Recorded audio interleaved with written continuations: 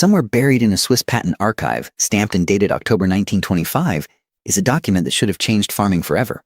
It did not. And the reason it did not has nothing to do with whether it worked. Most people have spent their entire lives believing that bigger harvests require more inputs, more fertilizer, more irrigation, more cost, more dependency. That belief has built one of the most profitable industries on Earth. But what if the most powerful growth mechanism available to every plant on the planet has been present all along, free, invisible, and completely ignored, flowing silently between the sky and the ground beneath your feet? This is the story of a forgotten science, the man who proved it, the industry that quietly buried it, and the Chinese government study covering 3,600 hectares that brought it back from the dead. My name is Andrew, and here on the Fallow Earth, we follow the evidence wherever it leads. Even when it leads somewhere the agricultural establishment would prefer you never look. Justin Christoffel was not a celebrity scientist. He was a farmer, a tinkerer, and a man possessed by a single idea he could not let go of. Born in France in 1865, he spent the better part of 3 decades chasing something that the academic world of his era had no framework to take seriously. He believed that plants did not thrive on soil nutrients alone. He believed they fed on something invisible, energy drawn from the sky itself, and that with the right device, a grower could amplify that energy and transform what a plant was capable of producing. He built strange things, metal rods, copper coils, antenna-like structures he planted alongside his crops.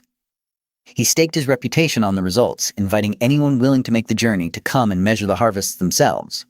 On October 26, 1925, he filed a patent in Switzerland for what he called the electromagnetic apparatus for capturing celestial energy, document CH1-186. 48A granted the following May. The filing described a system of copper and magnetic steel plates engineered to capture atmospheric electricity and channel it directly into the soil. This was not a backroom theory scrawled in a notebook. It was a legal document, stamped and recorded, spelling out every wire, every plate, every connection. It still exists in the archive today. Christoffel published his findings in books and agricultural journals. He opened his experimental gardens to scrutiny. The French press covered his work, sometimes with skepticism, more often with something approaching astonishment, because the photographs he provided seemed to belong to a different world entirely. Pumpkins wider than barrels, cabbages nearly the height of a person, oats growing to 5 feet, old trees, written off as dying, erupting back into full productive life. These images circulated through French gardening magazines and regional newspapers. They reached the British Electroculture Committee, a body established in 1918 under the Ministry of Agriculture with a simple mandate, separate fact from fantasy in the growing wave of claims about electricity and plant growth. For nearly 2 decades, until 1936, the committee gathered field photographs, yield records, and first-hand testimonials from inventors and growers across Europe. Their interim reports, stamped not for publication, cataloged everything from oversized barley stalks to the peculiar copper structures appearing in French and German gardens. What the committee's files reveal is a pattern that recurs throughout the history of inconvenient science. The results were striking enough to take seriously. The verification was never quite complete. No original negatives. No fully independent third-party confirmation of the most dramatic images. Persuasive evidence that perpetually hovered just short of the kind of proof that forces a paradigm to shift. But the science beneath the claims was not invented. It was observed. Every patch of open ground on this planet sits beneath an invisible electrical river. The atmosphere carries a steady positive charge. The Earth below carries a negative one. Physicists call this the atmospheric potential gradient. On a calm, clear day, the voltage difference between the ground and the air 1 meter above it runs at approximately 100 volts. It is not lightning. It is not something you can feel. It is a silent, continuous flow. A gentle electrical tide that never stops moving between sky and soil. Plants live directly inside this field. Their leaves and stems, covered in microscopic hairs and waxy coatings, act as natural conductors. Roots buried in the negatively charged earth connect to the lower pole of this vast natural battery. The plant itself becomes a living antenna, a biological bridge between the electrical charge of the atmosphere and the charge of the ground beneath it. This is not metaphor. The current is measurable. Drive a copper rod into the ground on a calm day, and a sensitive instrument will register a faint but real flow of charge, proof that sky and earth are in constant electrical conversation even when the air is perfectly still. Inside the plant, that conversation continues in a language researchers are only now beginning to fully translate. Plants transmit tiny electrical signals called action potentials and variation potentials, impulses that travel through living tissue the way nerve signals travel through an animal. These signals are not background noise. They are functional. When a leaf is damaged, an electrical wave moves down the stem, alerting cells far from the injury to activate chemical defenses before the threat arrives. When light levels change, electrical signals coordinate the plant's photosynthetic response across its entire surface. Researchers measuring these signals with fine electrodes have found that even a shift of a few microvolts per meter in the surrounding electrical field can trigger cascades, ramping up antioxidant production, activating growth-related genes, shifting the plant's entire metabolic posture.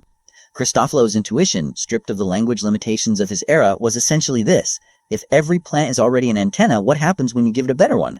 A copper wire is vastly more conductive than a plant stem. Shaped into a spiral and planted near the root zone, it can collect atmospheric charge more efficiently than any biological structure and channel it directly into the soil where roots are actively growing. The spiral shape was not arbitrary.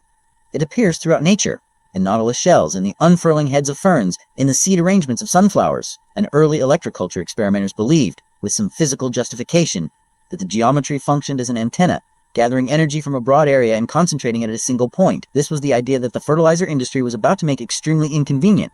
By the early 1920s, German and American factories had cracked open the Haber-Bosch process and were producing synthetic ammonia at a scale the world had never seen. Output climbed from just over 1 million tons annually to nearly 20 million tons by 1960.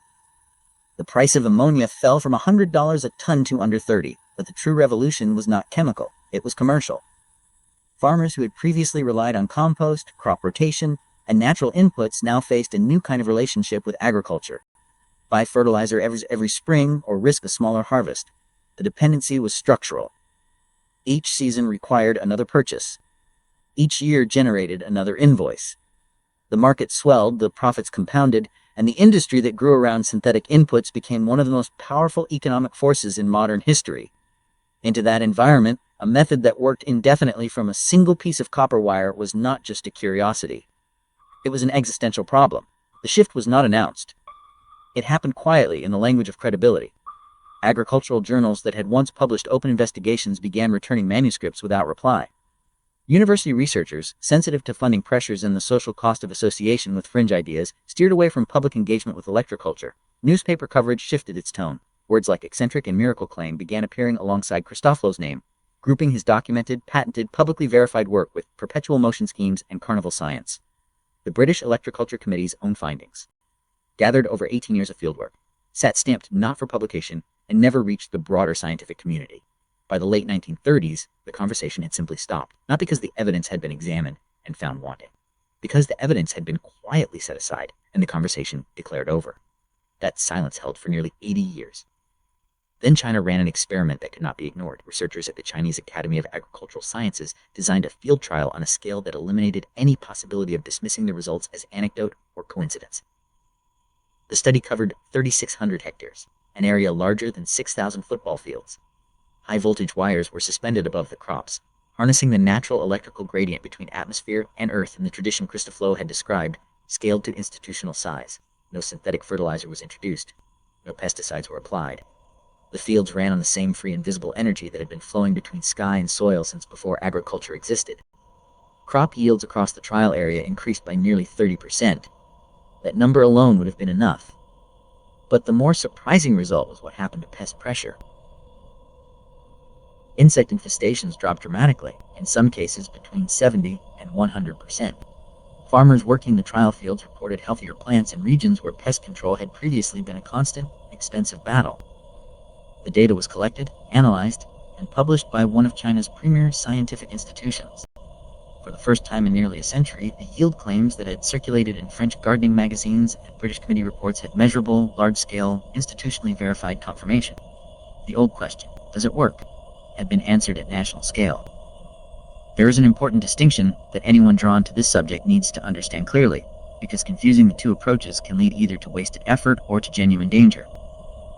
The method Christofolo developed, and the method the Chinese study essentially vindicated at scale, relies entirely on the natural voltage differential that already exists between atmosphere and Earth.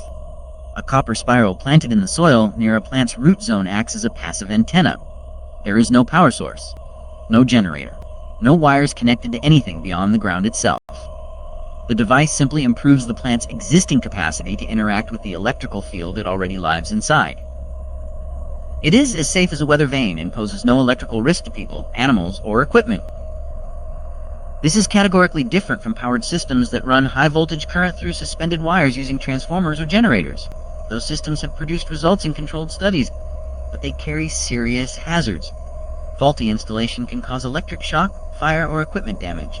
They require expertise, maintenance, and infrastructure. Treating these two approaches as interchangeable, or attempting to replicate the industrial-scale results of the Chinese study in a backyard with improvised electrical equipment, is a mistake with potentially serious consequences. The passive copper spiral is the version available to any home grower. It costs almost nothing and requires no expertise beyond orientation. Here is how to build one. Start with a length of 14-gauge bare copper wire, roughly the thickness of a sturdy paperclip. Wrap it into a loose spiral between 5 and 20 centimeters in diameter. A wooden dowel 12 to 16 millimeters wide works well as a winding form to keep the coil consistent. Aim for at least 3 full turns with enough space between them that air and light can pass through the gaps. Once shaped, drive the dowel into the soil so that the spiral sits 10 to 15 centimeters deep, with the top of the coil just above the surface. The single detail that most people skip, and the one that matters most, is orientation. The tip of the spiral must face magnetic north. The Earth's geomagnetic currents flow in a north to south direction, and alignment with that flow is what separates an active antenna from an inert coil of wire. A basic compass costs almost nothing.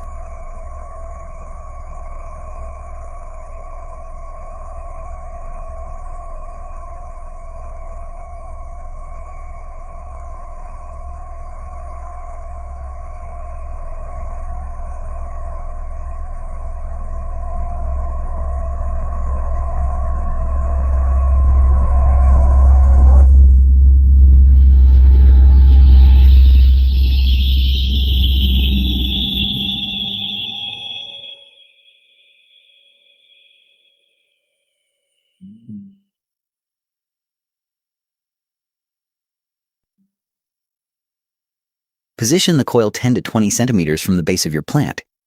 Tomatoes, beans, squash, and leafy greens are all strong candidates. To track the results honestly, record plant height, leaf size, and pest activity every 2 weeks from the day you plant. Photograph consistently. Weigh your harvest. One grower in Ohio documented a 40% increase in lettuce yield over a full season, with notably reduced aphid pressure and no powdery mildew. Keeping every other variable identical, changing only the addition of a single copper spiral per row. The experiment costs less than a few dollars and connects you directly to a question that institutional science spent 8 decades refusing to ask.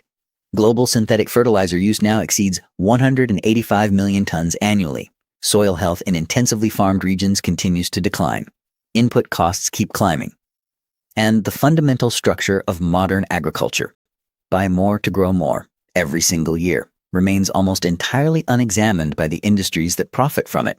The story of electroculture is not really about copper wire. It is about what happens when a low-cost, durable, non-purchasable solution appears at exactly the moment a high-cost repeat purchase industry is taking shape. The solution does not get debated and defeated. It gets reclassified from science to folklore, from evidence to eccentricity. And the reclassification happens quietly enough that most people never notice it occurred. Justin Christoffel filed his patent in 1925. He opened his gardens to scrutiny. He published his findings and invited anyone to come and measure the results. He was not hiding anything. What happened to his work was not a verdict on its validity. It was a verdict on its commercial inconvenience. The Chinese Academy of Agricultural Sciences ran its trial on 3,600 hectares and published results that increased yields by 30% while cutting pesticide use by up to 100%. That study exists. The patent exists. The physics of the atmospheric potential gradient exists and has been understood for well over a century. What has never fully existed is the willingness, in the right institutional places, with the right funding behind it, to ask a question seriously. That question is yours to ask now.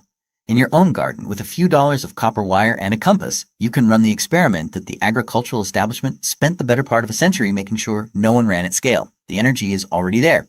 It has always been there, flowing silently between the sky and the soil, waiting for something conductive enough to put it to use.